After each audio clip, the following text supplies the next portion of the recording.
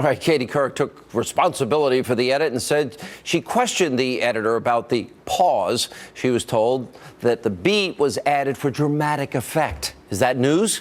Joining us now with reaction, Fox News contributor Eboni Williams and psychology expert and radio host Dr. Gina Loudon, and she's also a TV host. 8 seconds, Dr. Gina, 8 seconds? That is an eternity. That was deceptive. That was meant to deceive the viewers.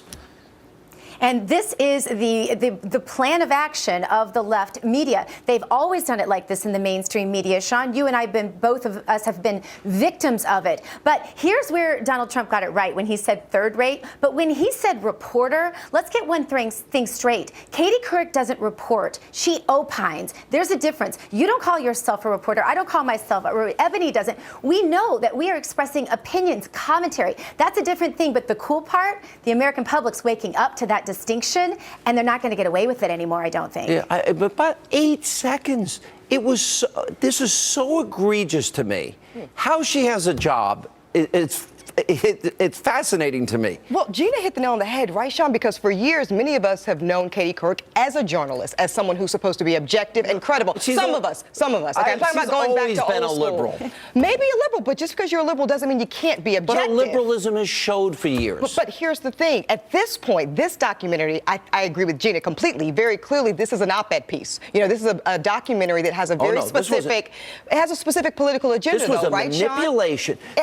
They manipulated purposefully, distorted purposefully, but to advance an agenda. To advance an agenda, that's what I'm saying. It's a political agenda at play. So when you're going to do that, and I think, to be fair, certainly the right has done that at times, and the left does it too. That's okay, though, as long as you own it. What quote journalist that... Oh, I'm not saying a journalist. I'm saying that there are these political advanced documentaries from both the right and the left, and that's okay, Sean, but you cannot do it under the guise of journalism, and that's what makes what Katie did a problem. Also a problem. The first week, she actually said she stood by her director in the documentary. It took her for a week to admit that actually this is a problem. Because she got some pushback. You know, Gina, Dr. Loudon, you brought up a very, very important idea, and that is, I am a conservative. I say I'm a conservative.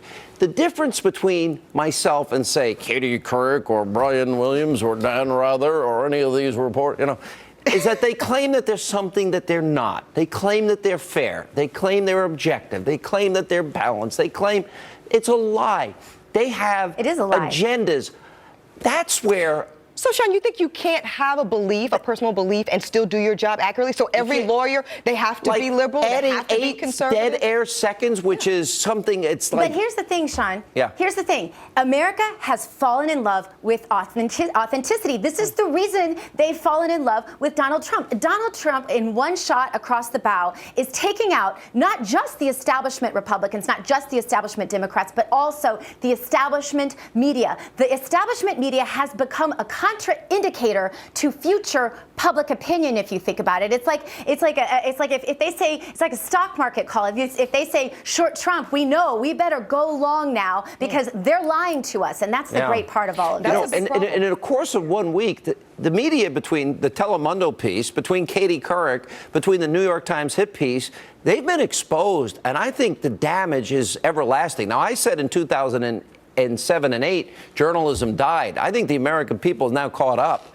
And I don't think they trust any of these people anymore. I agree with that, Sean. I think the mainstream media's credibility, the New York Times piece, and you know what? Even liberals, I know, but they even felt like that's the best you could come up with is a woman who voluntarily put on a bikini at a pool party. Come on, that's pretty weak. And they're in disbelief, Sean. They can't believe this has happened because go back to Dan Quayle adding an E on the end of the word and what they did to him over that. And then you take somebody like Barack Obama, who apparently doesn't even know how many states are in the country he's supposed to be president of. What, 57 and they say states? Almost nothing about that. He just misspoke, Dr. Gina. What about when he said Navy corpsman 3 times in a speech or 4 times? All right. But come on, right? I mean, you don't know what a Navy there's so many examples of this. I know what he was reading. He was reading a teleprompter. It's not the point, Eboni. Right. Eboni, the point is not that there aren't mistakes on both sides. The point is how long it makes the news cycle. It destroyed Dan Quayle when he did that. Obama went on to be president, stay president. You take Biden's gaffes. We could go on all day about George how the W. left Bush made many gaffes as well when he was okay, right? When it is a leftist. Not Navy corpsman. Do it once, shame on me. Do it twice. Navy what is corpsman? it? What is it? Shame on us both? That's my favorite, but I got to roll. Thank you both. Good to see you both.